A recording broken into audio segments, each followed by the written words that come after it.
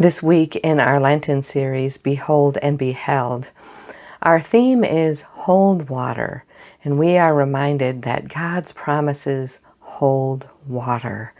Our prayer practice this week is remembering our baptism and making baptismal connections.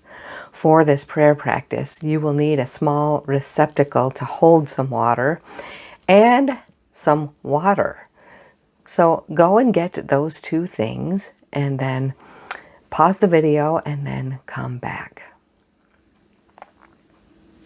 Now that we have our receptacle and some water, I have a bottle of water here, we are going to remember that we are named and claimed beloved children of God in baptism. And pour some of the water into your bowl or dish.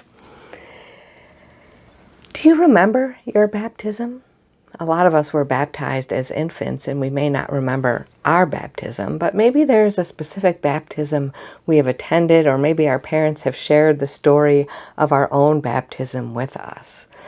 So take a glance into the water and look at your reflection in the water if you can.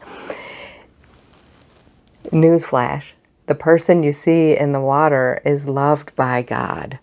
So look at your reflection and say the words, I am chosen and loved by God. I am chosen and loved by God. Now, we're going to look into the water a second time. This person is uniquely gifted, uniquely created and gifted. So we're going to say that. I am uniquely gifted and created. I am chosen and loved by God as we look into the water.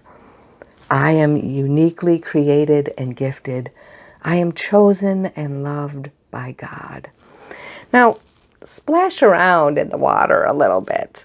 Do you see the ripples in the water as you've splashed into the water? That's how this water, the baptismal waters, flow out from us. That is how God's love flows out from us. So we're going to take one last look at ourselves in the reflection in the water and say, I am chosen and loved by God. I am uniquely created and gifted by God. And God's love flows out from me. Thanks be to God.